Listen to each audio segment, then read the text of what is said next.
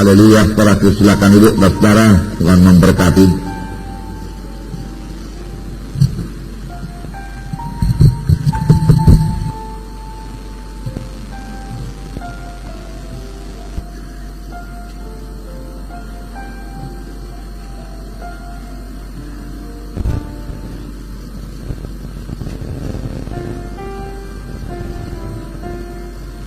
Di pasal 4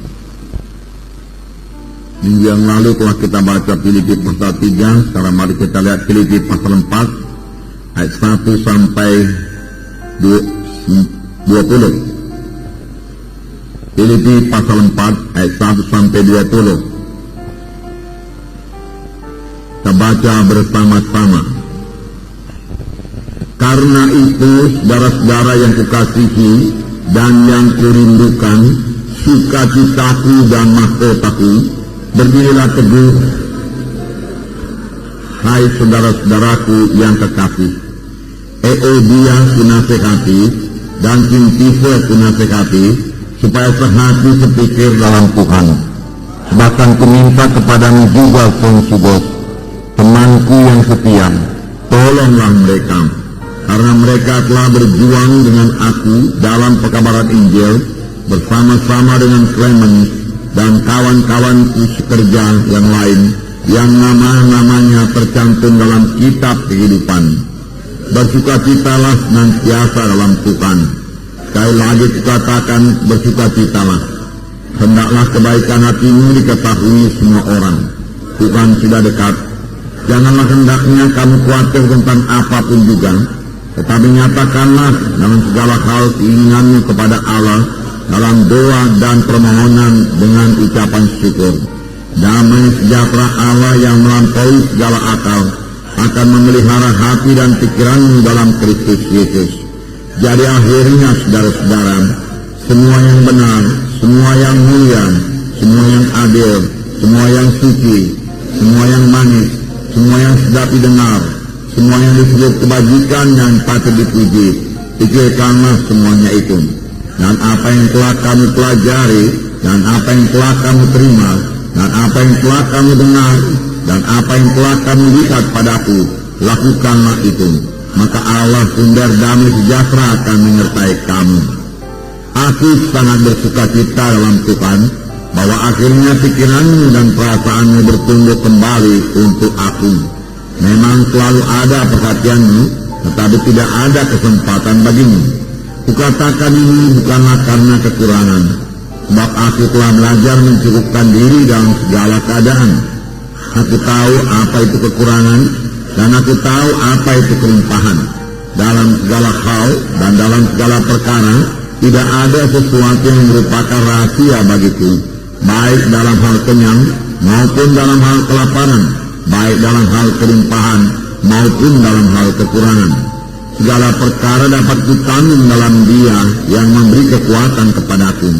Namun baik juga perbuatanmu, bahwa kamu telah mengambil bahagian dalam kesusahanku. Kamu sendiri tahu juga, hai orang-orang Filipi, pada waktu aku baru mulai mengabarkan Injil, ketika aku berangkat dari Makedonia, tidak ada satu jemaat pun yang mengadakan perhitungan hutang piutang dengan aku.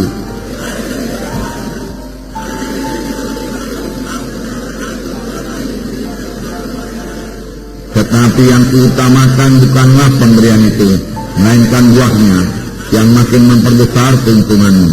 Kini aku telah menerima semua yang perlu daripadamu, malah lebih daripada itu. Aku berkelimpahan, karena aku telah menerima kirimanmu dari Epaphroditus, suatu persembahan yang harum, suatu korban yang disukai, dan yang berkenan kepada Allah. Allahku akan memenuhi segala keperluanmu, menurut kekayaan dan kemuliaannya dalam Kristus Yesus. Dimuliakanlah Allah dan Bapa kita selama-lamanya. Amin. Nah, saudara yang kekasih dalam nama Yesus, ini surat Paulus kepada sidang Filipi yang ditulisnya dari penjara. Paulus sangat mengasihi sidang Filipi ini. Saya percaya kalau sekiranya dia tidak dalam penjara, dia akan mengunjungi sidang Filipi di Makedonia ini, saudara.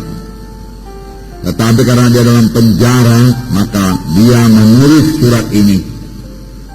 Surat ini kita lihat ditulis dengan penuh perasaan kasih. Bahkan dia saudaraku sangat mengasihi saudaraku dan merindukan anak-anak Tuhan di Filipi.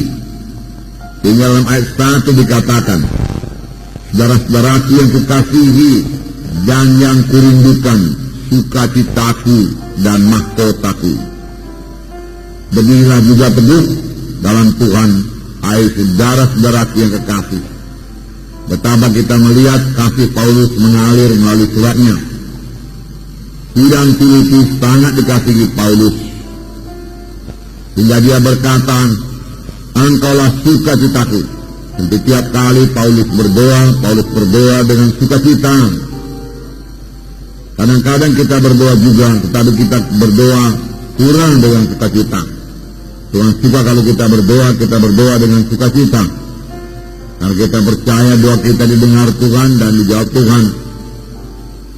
Paulus melihat saudaraku, sidang Filipi ini akan bertumbuh dengan baik, merupakan satu sukacita yang besar bagi Paulus.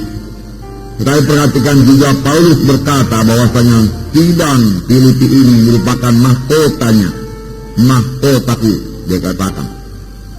Saudara yang kekasih dalam nama Tuhan Yesus, hasil pekerjaan seorang hamba Tuhan, hasil pekerjaan pelayan Tuhan akan diuji kelak. Firman Tuhan berkata, Paulus mau pekerjaannya sungguh-sungguh berhasil, sehingga dari pekerjaannya itu dia memperoleh mahkota.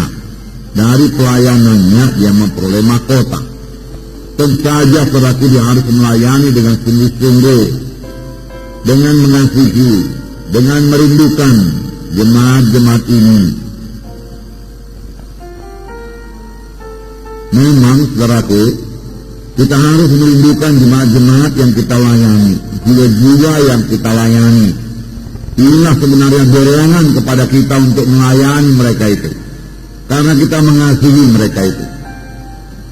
Dari dahulu dan sekarang pun kami melayaninya, kami rindu melayani saudara-saudara. Tetapi dulu pun saudara, waktu kami masih melayani desa-desa, kami mengasihi juga desa-desa, kami saudaraku merindukan mereka. Kami ingin ketemu untuk membagikan berkat-berkat Tuhan kepada mereka. Paulus berkata, menuliskan hal ini tidaklah berat bagiku minggu yang lalu. Ya? Tidak berat bagi Paulus untuk melayani sidang Filipi. Tetapi karena dia dalam penjara, dia harus menulis surat. Sebenarnya tidak berat bagi Paulus untuk mengunjungi sidang Filipi kalau sekiranya dia bebas. Demikian hendaknya bagi kita. Kalau kita benar-benar mengasihi jiwa-jiwa dalam KKS kita, tidaklah berat bagi kita untuk mengunjungi jiwa-jiwa itu. Tidaklah berat bagi kita, saudaraku, untuk mengasihi mereka dan memberitakan jalan Tuhan kepada mereka, sehingga mereka semua bertumbuh dengan baik dalam Tuhan. Karena hasil pekerjaan saudara akan diuji kelak. Tuhan yang mengujinya. Paulus berkata, pada hari Tuhan, sidang Filipi inilah merupakan mahkotaku. Karena pelayanan Paulus kepada sidang Filipi dilaksanakan oleh Paulus dengan sangat bersungguh-sungguh dan dengan segenap hati, sehingga sidang Filipi bertumbuh dengan baik, berkenan kepada Tuhan, dan Paulus merasakan itulah kelak nanti upahnya. Walaupun sebenarnya Paulus tidak mengharap upah, semua dilaksanakan dengan kasih. Karena mengasihi, dia melayani dengan segenap hati, dengan bersungguh-sungguh. Sebenarnya itu saja pelayanan yang diterima oleh Tuhan, saudara. Saudara, biarlah Roh Kudus mengajar kita dalam hal ini. Ibrani 13 ayat 17 berkata, taatilah pemimpin-pemimpinmu di dalam Tuhan. Saudara, kita mengaku diri kita pemimpin-pemimpin dan kita mau ditaati. Itu tidak salah, saudaraku. Tetapi ayat itu juga berkata, pemimpin-pemimpin itu bertanggung jawab atas jiwa-jiwa tersebut. Saudara baca Ibrani 13 ayat 17, hanya pemimpin-pemimpin yang bertanggung jawab atas jiwamu. Itu yang dipatuhi, saudaraku. Saudara, kita ini bertanggung jawab, saya bertanggung jawab, saudaraku, atas jiwa-jiwa saudara. Jadi sebabnya, saudaraku, sebisa-bisa saya melayani dengan segenap hati. Kapan ada yang meninggal dunia, saudaraku, saya merasa berat, saudara. Kenapa sampai meninggal dunia demikian? Tetapi yang terutama saya selidik apakah dia sudah selamat atau belum. Yang paling penting keselamatan dan tetap dalam keselamatan. Kita sudah mempelajari bahwasanya keselamatan itu bisa luput. Seorang anak Tuhan yang sudah mengaku menerima Yesus sebagai Tuhan dan Juru Selamatnya, dibaptiskan, dapat baptis Roh Kudus, saudara.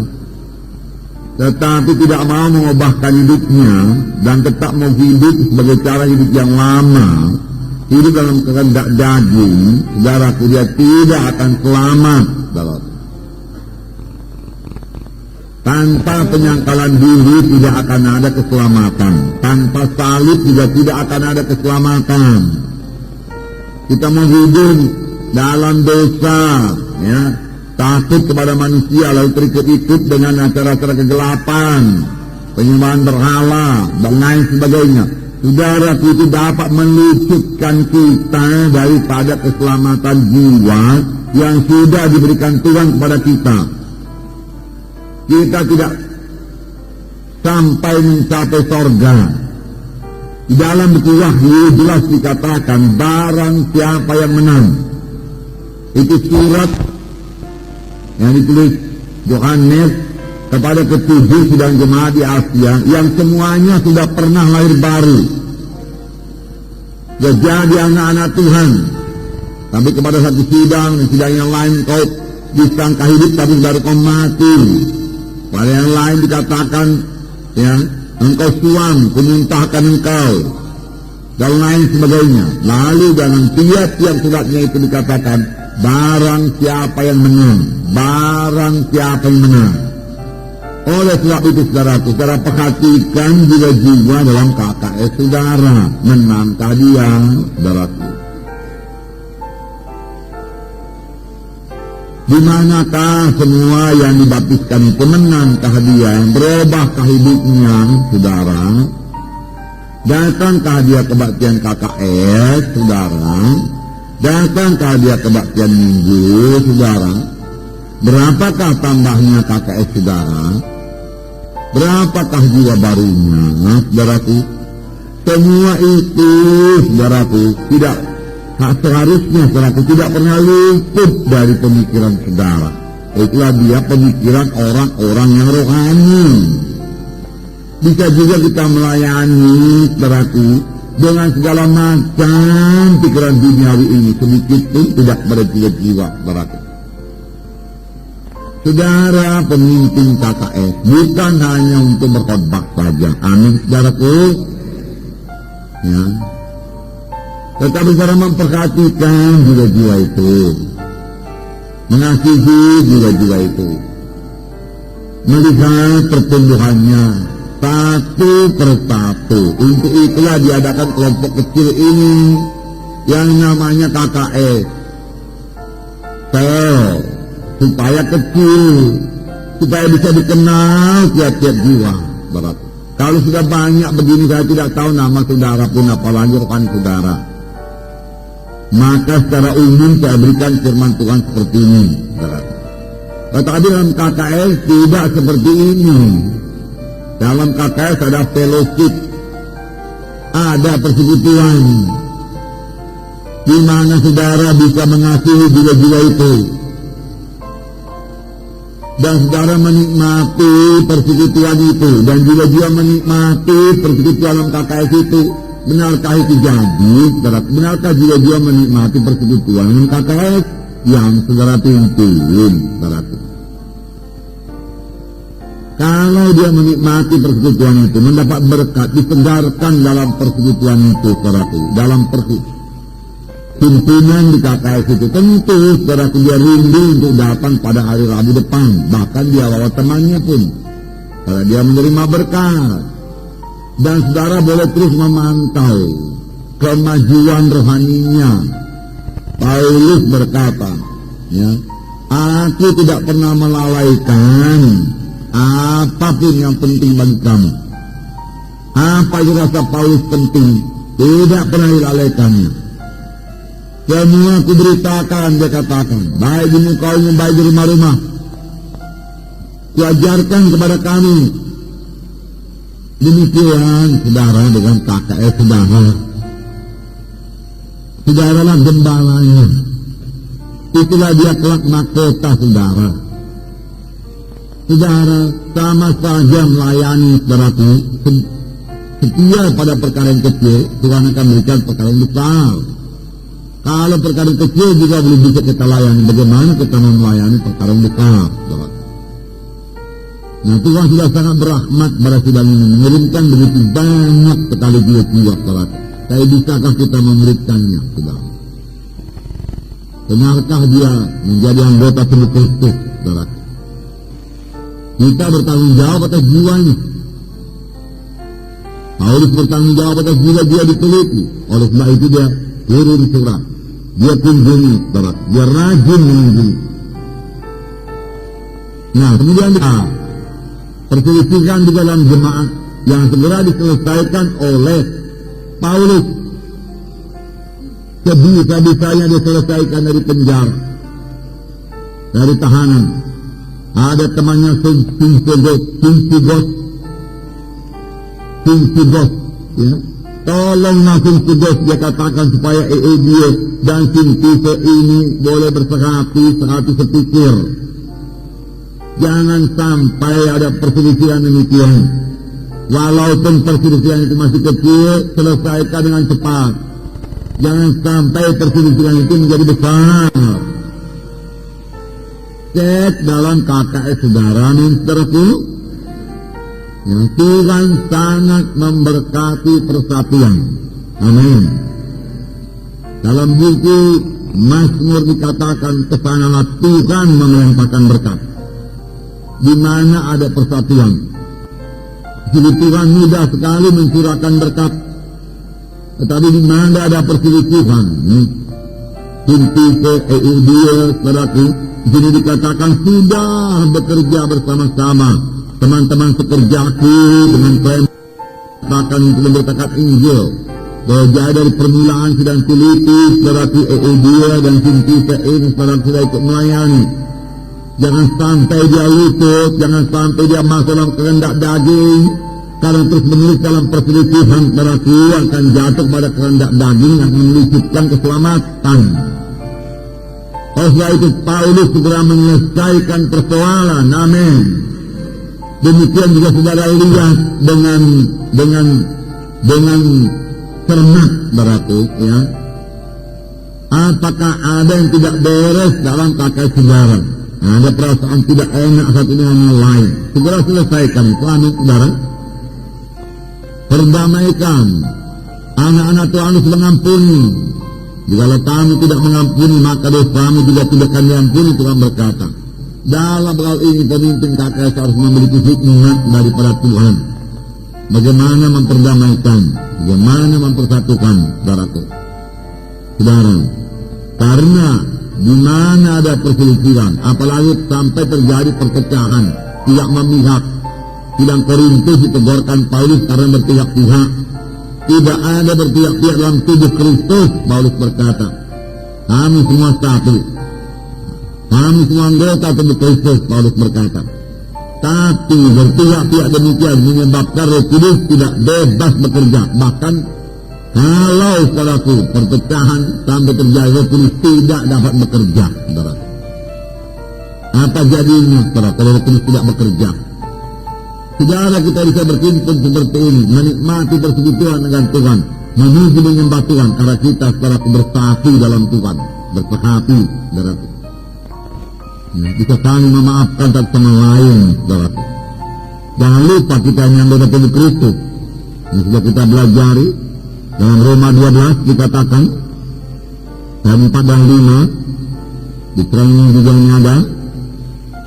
Sebab sama seperti pada satu tubuh kita mempunyai banyak anggota, tetapi tidak semua anggota itu mempunyai tugas yang sama.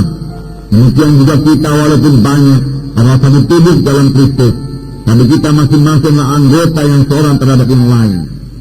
Kita semua adalah anggota tubuh Kristus. Anggota tubuh Kristus. Lain pelayanan, lain tugas, lain karunia. Yang kita tidak boleh sendiri dan sendiri. Seperti saya ya, memang kalau tidak bisa nyanyi ya puji Tuhan, berarti. Amin saudara. Ya. Nah saudara, kalau ada yang lain yang diberikan Tuhan talenta demikian, saya tidak boleh sendiri, amin. Ini yang juga saudara. Masing-masing kita ada bagian kita, dan masing-masing kita akan menerima pahala daripada Tuhan. Sepanjang kita melakukan bagian kita dengan sungguh-sungguh, dengan segenap hati. Amin saudara. Puji Tuhan. Kalau saya lihat Benihim melayani, saudaraku, sambil menyanyi, saudaraku dia melayani, sambil berkhotbah, saudaraku, dia pandai menyanyi, dan Roh Kudus turun, saudaraku. Bila dia sembuh waktu dia menyanyi, wah ini pelayanan yang luar biasa saya pikir. Nyanyian merdu, saudaraku, dirati, Roh Kudus bekerja. Tetapi saya tidak bisa demikian. Saya berpikir bahwa anugerah yang ada pada saya, karunia yang diberikan Tuhan bagi saya. Nyatanya juga, saudaraku juga selamat. Amin saudara. Ada juga hamba-hamba Tuhan yang dipakai Tuhan untuk melayani saudaraku orang-orang kaya. Nah, tetapi Tuhan memakai kita melayani orang-orang sederhana. Puji Tuhan, saudaraku. Amin. Walau melayani juga dia sederhana, Tuhan tidak akan berikan kita kekurangan. Amin. Ya, kita bersyukur saja kepada Tuhan, masing-masing ada bahagiannya. Mari kita laksanakan bagian kita dengan segenap hati, dengan sungguh-sungguh. Itu yang perlu, saudaraku. Nah, perlu berdamai sama lain. Kalau ada perselisihan, cepat berdamai. Dalam Markus 9 ayat 50 dikatakan berdamai. Markus 9 ayat 50. Saya membacakan kepada saudara.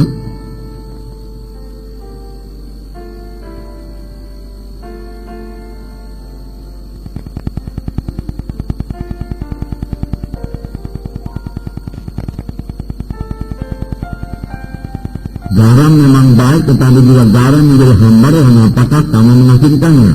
Hendaklah kamu selalu mempunyai garam dalam dirimu, dan selalu hidup berdamai yang seorang dengan yang lain. Dan selalu hidup berdamai seorang dengan yang lain. Dengan demikian damai Tuhan tak mendiami hati kita. Amin saudara. Nah, gosip saudaraku sangat menghilangkan damai.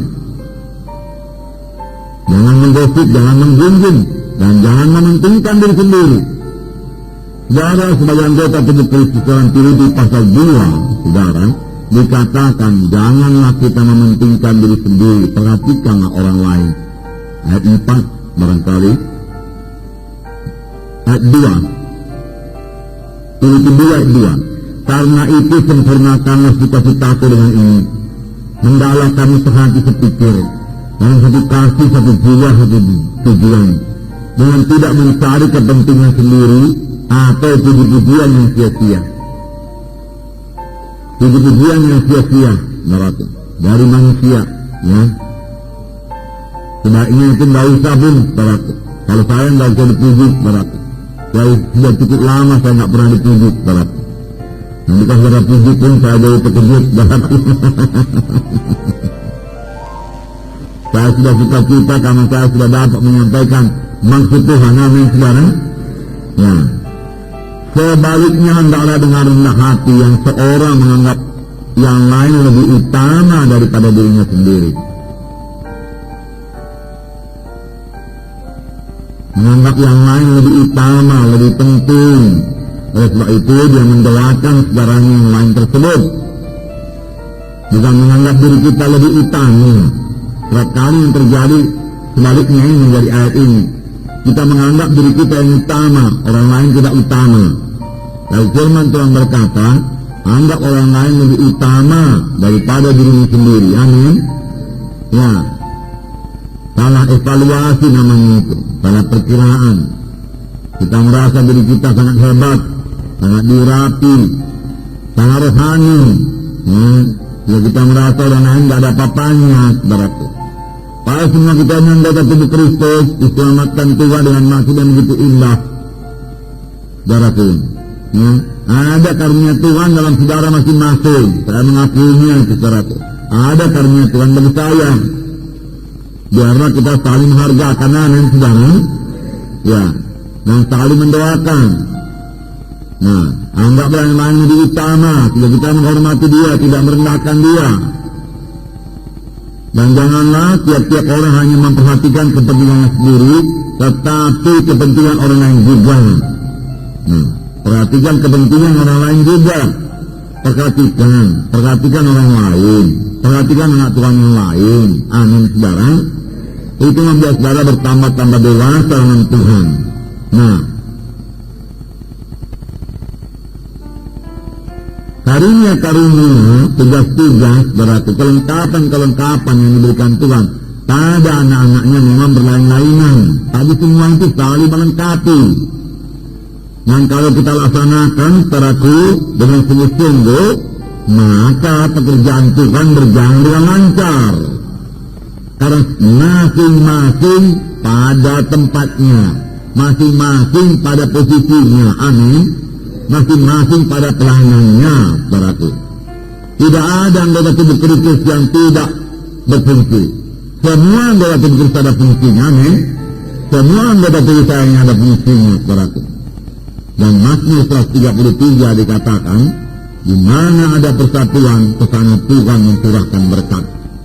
Di dalam rumah tangga ada persatuan, ke situ Tuhan mencurahkan berkat. Amin, saudara. Di Mazmur 133.